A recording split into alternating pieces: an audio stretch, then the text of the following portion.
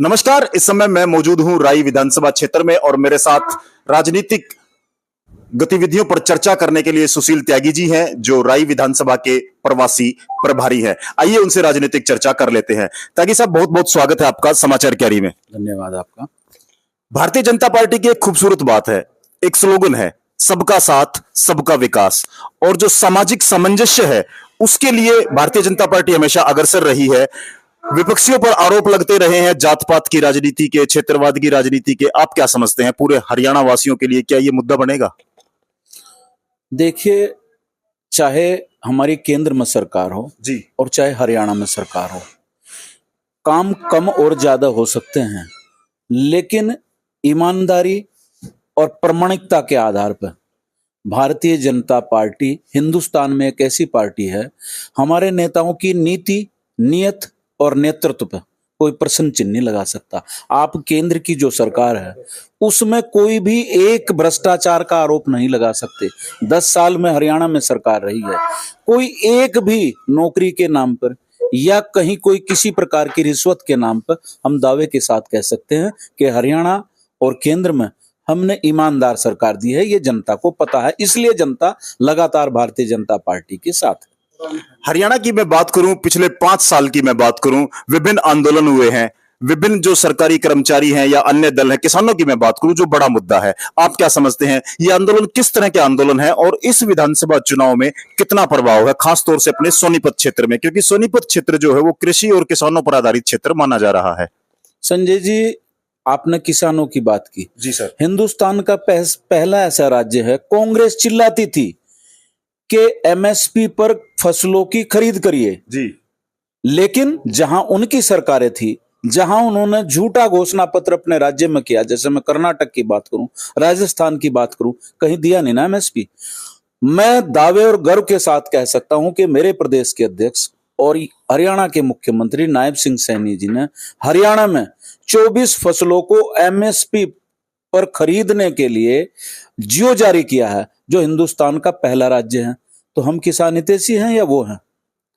हमने जिस फसलों का नुकसान हुआ हरियाणा में, उसका माननीय मुख्यमंत्री जी ने तुरंत भुगतान किया।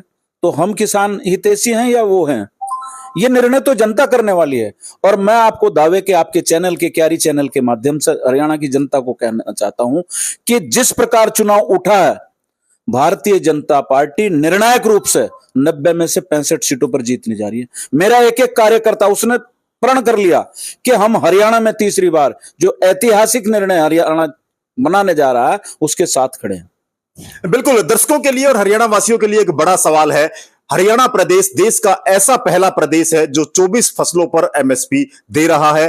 प्रधानमंत्री फसल बीमा योजना के तहत किसानों को जो नुकसान है उसकी भरपाई कर रहा है। क्या ये तमाम मुद्दे भाजपा के लिए इस चुनाव में सहयोगी होंगे? उसके अलावा कुछ और सवाल है त्यागी जी मेरे, पीपीपी को लेकर के या अन्य पोर्टल्स को लेकर के या अन्य जो कागजी कार्रवाई है, जैसे पारदर्शिता के दावे आपकी पार्टी की तरफ से किए जा रहे हैं, सुशासन का दावा आपकी पार्टी की तरफ से किया जा रहा है, लेकिन हरियाणा की जनता उसमें उलझकर रह गई है। या तो सरकार ऐसी सुविधाएं उपलब्ध नहीं कर पाई कि आम जन उन पीपीपी योजना को या जो आपकी सुशासन की योजना है उनको समझ सके, ऐसा विपक्ष का दावा है। विपक्ष का काम ही झूठा प्रचार करना है। आपने लोकसभा में उनको देखा होगा, उन्होंने कहा कि बीजेपी नेतृत्व जो हो आरक्षण को खत्म करना चाहता है। जी। अभी ओवरसीज के माध्यम से राहुल गांधी विदेश गए, उन्होंने कहा कि हम निश्चित रूप से समीक्षा करेंगे और आरक्षण को खत्म करने का काम करेंगे। मेरे एक एक कार्यकर्ता ने प्रण और संकल्प लिया है कि उसके झूठ का पर्दाफाश हरियाणा की जनता अब देगी। और जहां तक मैं ये कहना चाहता हूं, भारतीय जनता पार्टी एकजुटता के साथ, प्रण के साथ हरियाणा में चुनाव लड़ रही है। और आपने देखा होगा कि 90 में से 75 सीट तो हुड्डा ने बांट दिए। शैलजा कल आज तक के चैनल पे थी, उन्होंने कहा कि वो आपको बहन कहते हैं, कि अब तो बहन भी और सब कुछ जो परिस्थिति वो कहलवा देंगी। तो कांग्रेस बिखरने के कगार पे है और भारतीय जनता पार्टी एकजुटता के साथ प्रचंड बहुमत के कगार पे है। भारतीय जनता पार्टी सुशासन का दावा कर रही है, सुविधाओं की बात कर रही है, 10 वर्ष की अपनी उपलब्धि गिना रही है, लेकिन क्षेत्रवाद, जातिवाद, भाई भतीजावाद और सोशल इंजीनियरिंग, इन सब चीजों की विपक्ष की इस राजनीतिक गणित को या रणनीति को आप कैसे काउंटर कर पाएंगे? भारतीय जनता पार्टी सुशासन का दावा नहीं करती संजय जी।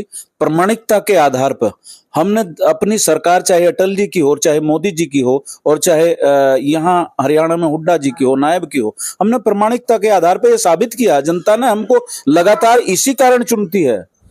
तो हमारे दावे नहीं, हमारा तो प्रामाणिकता के आधार पर रिजल्ट है। और भारतीय जनता पार्टी पहली ऐसी सरकार है जो हर वर्ष प्रधानमंत्री जी हों, राज्यों के मुख्यमंत्री हों, अपना श्वेत पत्र जारी करते हैं जनता के सामने। हमसे ज्यादा पारदर्शी पार्टी हिंदुस्तान में कोई हो नहीं सकती। इसलिए जनता का ट्रस्ट और विश्वास है, और तभी हम जनता के बीच में जाते हैं। आपने देखा होगा, जो लोग आज कांग्रेस के लोग वोट किस मुंह से मांगने जाते हैं? जो यहां से सांसद बनाया उसका क्या मतलब था यहां?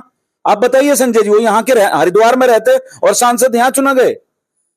एक एक चीज हरियाणा की जनता, ईमानदार और मेहनत का जनता, वो जानती है और देखती है और निर्णय करने वाली है। आप 5 तारीख को जो मैं उत्साह देख रहा हूं राई में, ऐतिहासिक मतों से, ये प्रदेश अध्यक्ष जी की सीट है, इसको तो जीत ही रहे हैं, लेकिन लगातार जो है हरियाणा में हम जीत की ओर, बढ़त की ओर आगे बढ़ रहे हैं। मोदी जी की जो रैली है, जो जनसभा है, उसको लेकर के बड़ी चर्चाएं हैं। बड़े नेता हैं, राष्ट्रीय अंतर्राष्ट्रीय स्तर के नेता हैं, कितना प्रभाव मानते हैं आप? लगातार हम उसकी तैयारियों में हैं। रात भी हमने 2 बजे हैं। प्रदेश अध्यक्ष जी उस रैली के संयोजक हैं और जनता मोदी जी को सुनना चाहती है। राष्ट्रीय स्तर के हमारे विश्व के नेता हैं और जहां भी वो जाते हैं, आप ये मानकर चलिए, जनता प्रधानमंत्री जी पर विश्वास करती है। और हरियाणा में कल उनकी विशाल ऐतिहासिक जनसभा होने वाली है। यहाँ के सब लोग उसमें प्रतिभाग करेंगे। लोकतंत्र के इस महापर्व में अपनी वोट रूपी आहुति देकर एक श्रेष्ठ नागरिक होने का परिचय दे। बहुत बहुत धन्यवाद, बात करने के लिए शुक्रिया। आपका भी बहुत बहुत धन्यवाद। आपके सभी चैनल के दर्शकों को बहुत हार्दिक स्वागत और धन्यवाद।